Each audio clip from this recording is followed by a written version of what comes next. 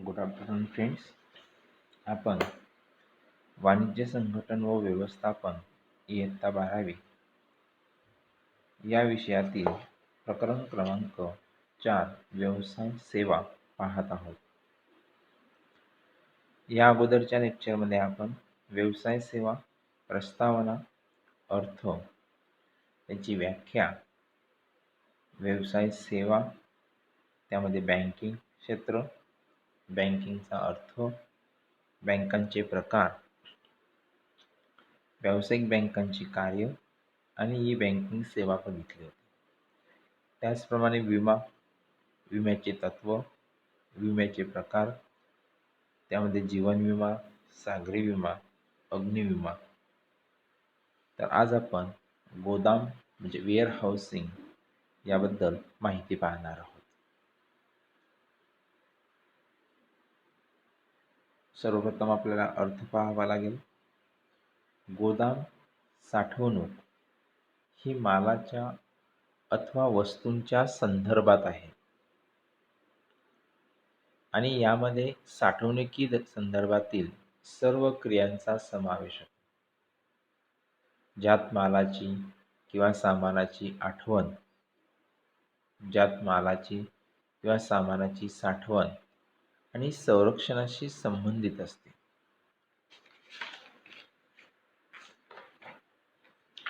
गोदाम हे माल साठवण्याचे एक साधन आहे. जसे की आपण बघतो की शेतकरी जेव्हा आपल्या शेतामध्ये माल पिकवत असतो आणि जेव्हा मालाचं उत्पादन येते, उत्पादन झाल्यानंतर तो माल सर्वप्रथम एखाद्या गोदामामध्ये साठवणूक केला जातो. साठवणूक हे उत्पादनाच्या किंवा वस्तूंच्या उत्पादनापासून वापरायच्या वेळेपर्यंत संग्रहित वस्तूंच्या साठवण आणि साठवणुकीशी संबंधित असलेल्या क्रियांचा समूह म्हणून ओळखले जाते. म्हणजे आपण बघितलं की साठवणूक म्हणजेच गोदाम हे जेव्हा वस्तूचं उत्पादन किंवा उत्पादनापासून ज्या वापरायच्या वेळेपर्यंत एखाद्या वस्तूचं उत्पादन केल्यानंतर ती वस्तू वापरायच्या वेळेपर्यंत संग्रहित वस्तूंच्या साठवण आणि साठवणुकीशी संबंधित असलेल्या क्रियांचा समूह हा आपण साठवणूक म्हणून ओळखले जाते. आता व्याख्या जर बघितली तर वस्तूंच्या अथवा मालाच्या साठवणुकीसाठी अथवा जमा करण्यासाठी असलेले आस्थापन म्हणजे गोदाम होय.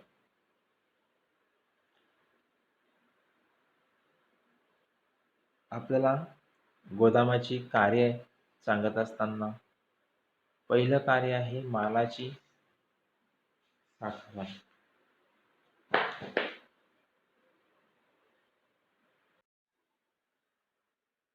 गोदामाची कार्य पाहत असताना पहिला आहे मालाची साठवण. मालाची साठवण हे मूलभूत कार्य आहे. अतिरिक्त उत्पादने जी ताबडतोब आवश्यक नाहीत ते उत्पादने गोदामामध्ये सुरक्षितरित्या साठवली जाऊ शकतात आणि आवश्यकतेनुसार पुरवली जाऊ शकतात. सांगायचं तात्पर्य असं की गोदामाचं कार्य बघत असताना मालाची साठवण करणे अतिशय महत्त्वाचं आहे. की बरेचसे उत्पादने असे असतात की त्या उत्पादनांचे जेव्हा आपण माल उत्पादित करत असतो तेव्हा त्यांची गरज नसते, परंतु त्या उत्पादनांची हळूहळू काळांतराने त्याची गरज भासत असते, तेव्हा आपण अशी उत्पादने सुरक्षित म्हणून साठवण म्हणून गोदामामध्ये साठवली जाऊ शकते. दुसरं महत्त्वाचं कार्य आहे किंमत स्थिरीकरण. आता किंमत स्थिरीकरण प्रक्रियेत गोदामे महत्त्वाची भूमिका बजावतात.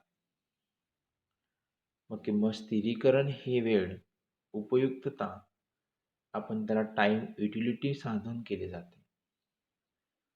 गोदामांमध्ये सहसा मालाचा साठा मोठ्या प्रमाणावर केला जातो. जेव्हा बाजारपेठेमध्ये वस्तूची कमतरता असते, तेव्हा त्या वस्तू गोदामांद्वारे पुरवल्या जातात. ज्यामुळे मागणी आणि पुरवठ्याच्या फरकामुळे किमतीत वाढ होऊन किंवा किमतीत वाढ होण्यापासून टाळण्यासाठी किंमत स्थिर होण्यास मदत होते. म्हणजे गोदामाचे कार्य बघत असताना किंमत स्थिरीकरण काय? तर किंमत स्थिरीकरण हे एक उपयुक्तता म्हणजे टाईम साधून केले जाते. गोदामांमध्ये सहसा मालाचा जो साठा असतो, मोठ्या प्रमाणावर केलेला असतो. जेव्हा बाजारपेठेमध्ये वस्तूची कमतरता भासत असेल, तेव्हा आपण त्या वस्तू गोदामांद्वारे पुरवल्या जाऊ शकतात. ज्यामुळे मागणी आणि पुरवठ्याच्या फरकांमुळे किंमत वाढ होण्यापासून टाळण्याची किंमत स्थिर होण्यास मदत होते. तिसरा आहे जोखीम पत्करणे.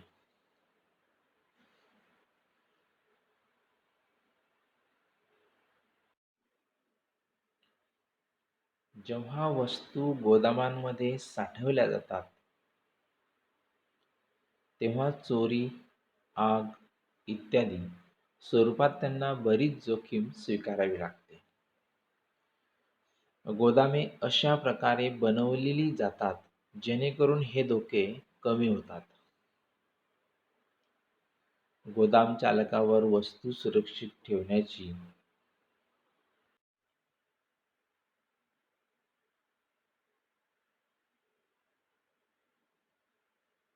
आणि योग्य ती काळजी घेण्याचे बंधन असते. वस्तू अथवा मालाच्या होणाऱ्या हानीसाठी व नुकसानीसाठी गोदाम चालक जबाबदार असतात. म्हणजे गोदामाचे कार्य पाहत असताना गोदामात ज्या वस्तू ठेवलेल्या जातात, त्या वस्तू योग्य पद्धतीने ठेवण्यासाठी ही जबाबदारी गोदाम मालकाची असते. त्या वस्तू चोरी जाणे किंवा आग लागणे अशा वेगवेगळे प्रकार होऊ नये याची खबरदारी ही गोदाम मालकाला घ्यायची असते. पुढचं महत्त्वाचं कार्य आहे की वित्त पुरवठा. ज्या संस्था आहेत की त्या गोदाम चालवत असतात किंवा इतर वित्तीय संस्थांकडून गोदामात साठवलेल्या मालावर किंवा वस्तूंवर वित्त पुरवठा केला जाऊ शकतो. आपण बघितलं वस्तू किंवा माल या वित्तीय संस्थांसाठी सुरक्षितता म्हणून काम करतात. अशा पद्धतीने गोदाम व्यावसायिकांसाठी अर्थसहाय्य देण्याचे कार्य किंवा काम करत असते. पुढचं वैशिष्ट्य आहे वर्गवारी आणि प्रतवारी. आपण बघितले की आजकालचे जे गोदाम आहेत त्यामध्ये असे वेगवेगळ्या प्रकारचे डिपार्टमेंट असतात. जसं की त्यांची वर्गवारी लावणे किंवा त्यांची प्रतवारी लावणे करण्यासाठी, तसेच वेष्टनासाठी व इतर प्रकारच्या प्रक्रियांसाठी सुविधा पुरवल्या जातात. मागणीप्रमाणे मालाचे सोयीस्कर वेष्टन त्याला पॅकिंग केले जाते. पुढचं कार्य आहे वाहतूक. गोदामधारक मोठ्या प्रमाणावर माल गोदामात ठेवण्यासाठी वाहतूक सुविधा उपलब्ध करून देतात. सदर वाहतुकीमध्ये माल एका ठिकाणाहून दुसऱ्या ठिकाणी पोहोचवण्याचे काम हे वाहतुकीद्वारे केले जाते. पुढचा आहे वेळ आणि स्थल उपयोगिता. गोदामे वस्तूची मागणी येईपर्यंत वस्तू जतन करून वेळ उपयोगिता निर्माण करतात. म्हणजे एकदा वस्तूचे उत्पादन झाल्यानंतर ते उत्पादन गोदामामध्ये साठवले जाते आणि जेव्हा त्या वस्तूला वेळ येईल, जेव्हा त्या वस्तूला उपयोगिता प्राप्त होईल, तेव्हा ती वस्तू गोदामातून मार्केटमध्ये सादर केली जाते.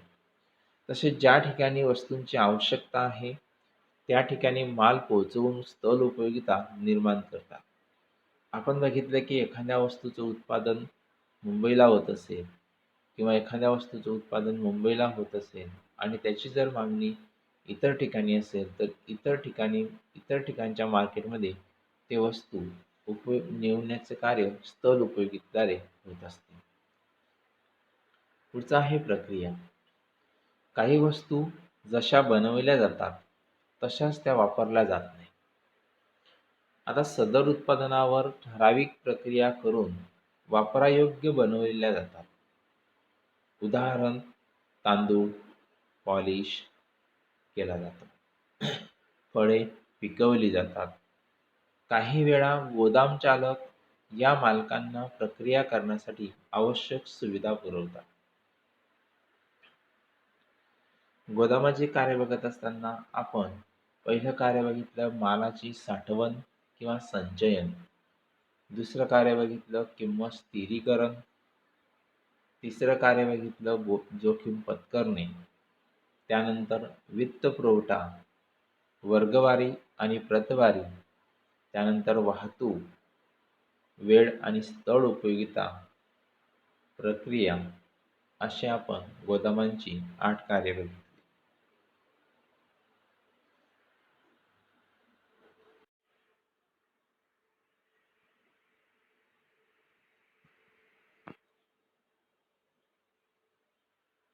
पुढचं आहे गोदामांचे प्रकार.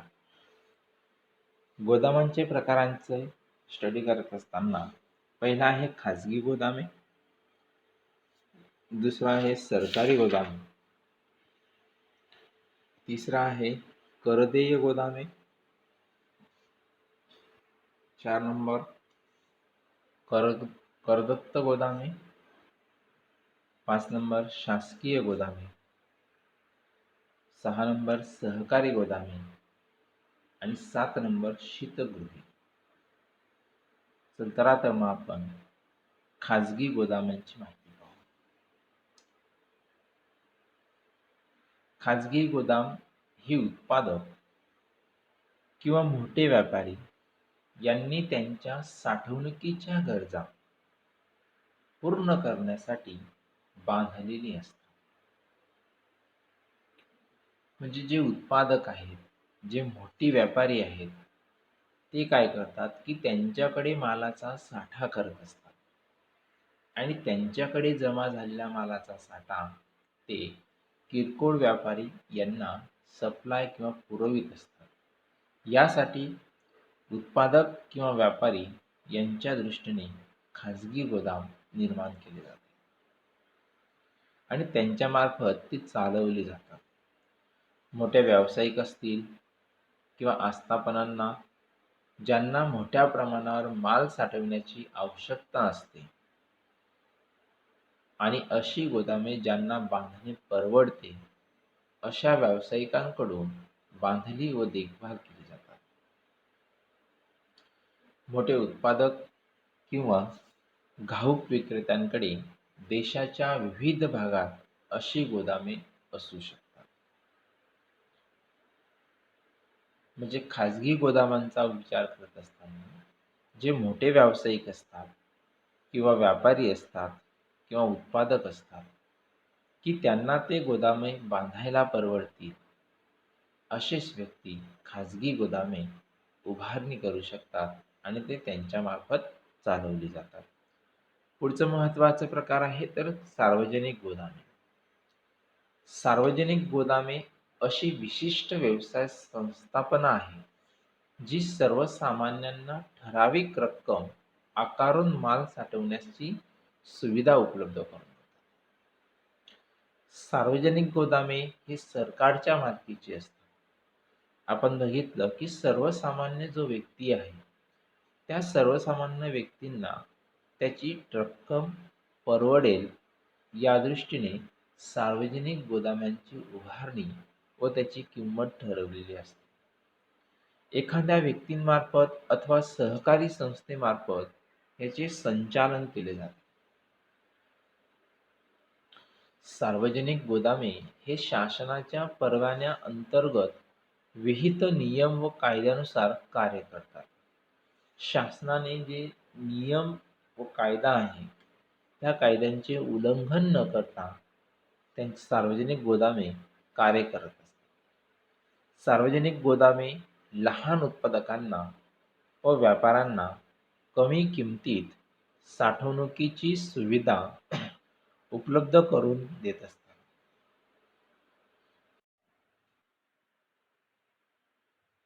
सार्वजनिक गोदामे ही योग्य प्रकारे बांधली जाऊन सदर गोदामांमध्ये मालाचे 24 तास संरक्षण केले जाते. आपण बघितलं की सार्वजनिक गोदामे हे सामान्यतः लोहमार्ग, महामार्ग आणि जलमार्गाजवळ वसलेली असतात. सार्वजनिक गोदामे हे सर्वसामान्य व्यक्तींना परवडणारे असतात, तर खाजगी गोदामे हे सर्वसामान्य व्यक्तींना परवडणारे नसतात. पुढचं आहे करदेय गोदामे. बंधपत्र गोदामे ही सरकारकडून परवानाकृत असून आयात मालाचा साठा सीमाशुल्क भरेपर्यंत आयातदाराकडून उपयोगात आणली जातात. ही गोदामे सीमाशुल्क अधिकाऱ्यांच्या अधिपत्याखाली काम करत असतात.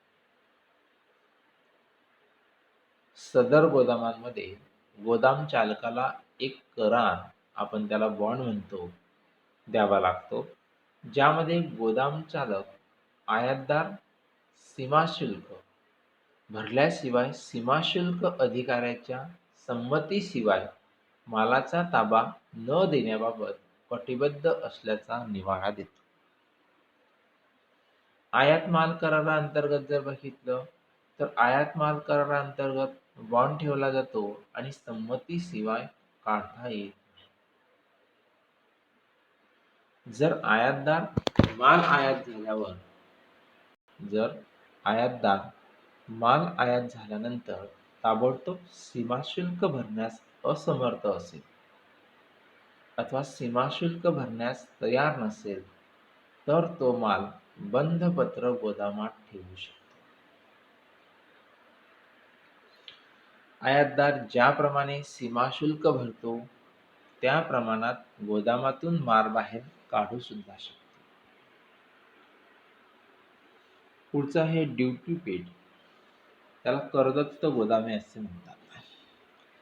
जर एखाद्या आयातदाराला वस्तूच्या वाहतुकीत अडचणी येत असतील तर सीमाशुल्क भरल्यानंतर माल करदत्त गोदामांमध्ये ठेवला जाऊ शकतो.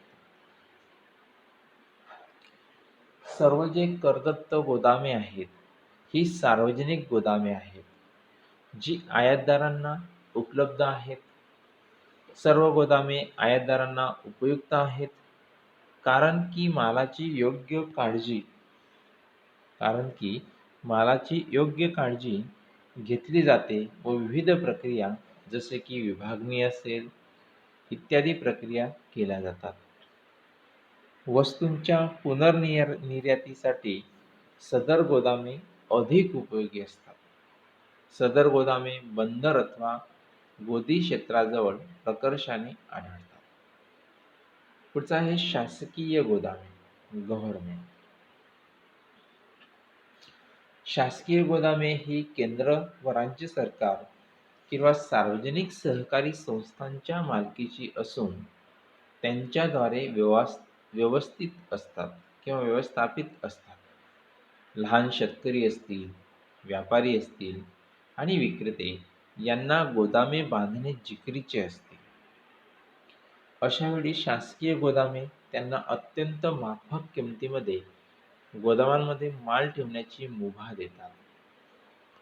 वेगवेगळ्या राज्यांमध्ये आणि देशभरात केंद्रीय भंडार निगम, सेंट्रल वेअरहाऊसिंग कॉर्पोरेशन, राज्य वखार महामंडळ, स्टेट वेअरहाऊसिंग कॉर्पोरेशन की भारतीय खाद्य निगम, फूड कॉर्पोरेशन ऑफ इंडिया इत्यादी गोदामे आहेत.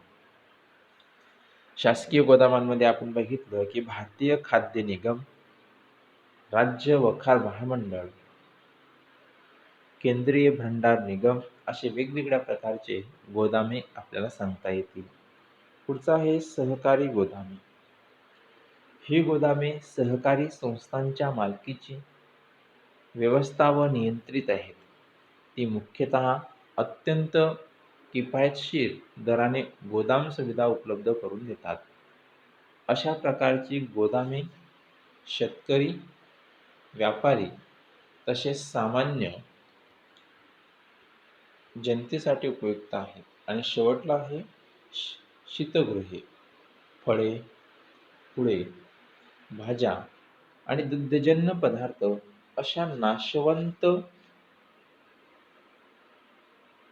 वस्तू साठवण्यासाठी शीतगृहाचा उपयोग होतो.